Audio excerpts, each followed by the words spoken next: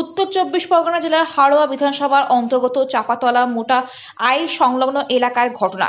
স্থানীয় সূত্রে জানা যায়, একটি যন্ত্রচালিত ভ্যান লাইট বিহীন অবস্থায় টর্চ লাইট জ্বালিয়ে আসছিল। ঠিক তখনই একটি বাইক কাছাকাছি চলে আসে। বাইকটি তখনই দৃশ্যমানতা হারিয়ে ফেলেন, অর্থাৎ টর্চ লাইট জ্বালিয়ে আসা ভ্যান দেখে বিভ্রান্ত হয় বা ভ্যানটাকে চিনতে সমস্যা হয় ওই বাইক আরোহী।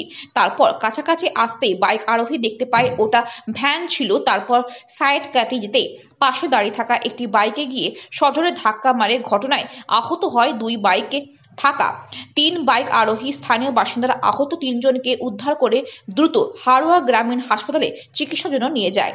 ঘটনাটা আমি ফোন করলো আমাকে যে আপনার একটা আত্মীয় এরকম অ্যাক্সিডেন্ট করেছে। আমি হসপিটালে এসেছি, এসে দেখলাম হ্যাঁ অ্যাক্সিডেন্ট করেছে।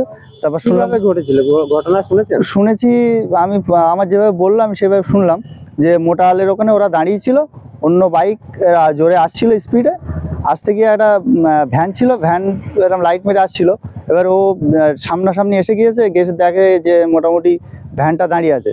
তখনই ওরা বাঁয় কাটিয়েছে, কাটানোর পরে দেখে এদের গিয়ে ডাইরেক্ট মেরে দিয়েছে। কতজন আহত হয়েছে 3-4 জন মতো, হয়েছে 4 জন মতো। রাতের অন্ধকারে এই যে ভ্যানের লাইট, এভাবে লাইট ছাড়া ভ্যান আসছে, যার জন্য দুর্ঘটনা ঘটলো, কি বলবেন?